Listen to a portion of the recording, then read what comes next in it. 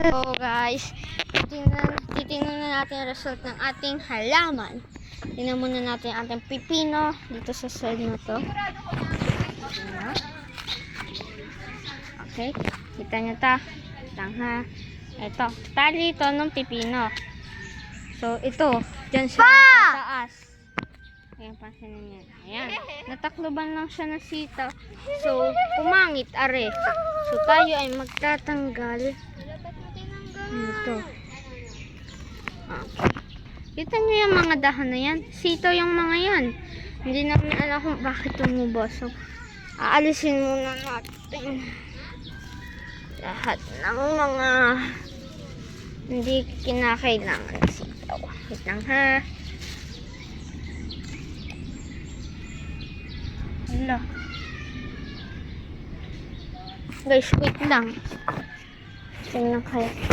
Tingnan ito. Kumapit yung ano. Tingnan ko kumapit. Dito. So, hindi ito pwede magano. Kasi kumapit. Wait lang guys ha. So, yan. Yan na siya. Ito yung result ng ating pipino. Diba?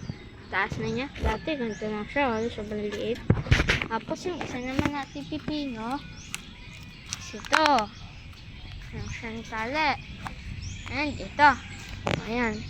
Tapos may tinanim si Lolo na saging. Ang gagawin nyo lang kasi, para tumubo mabilis yung pipino nyo, ang gagawin nyo, humanap kayo ng maganda na lupa. Kaya gawin nyo pataba yung mga bata nila.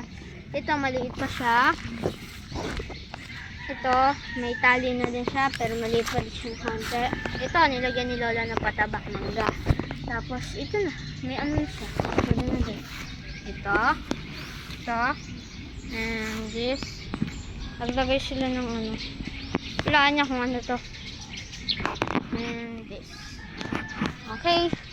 And yung apple nga pala natin, hindi pa siya, wala pa siyang sibol. Pero, tinanim, nasa loob na siya. Ito, yan yung apple natin. Tapos, sige. Ito ang sige. Okay guys, tapos yung orange. Ito ang ating papaya. And so, okay. Kada ating orange. Okay. Okay, bye. Bye, like and subscribe.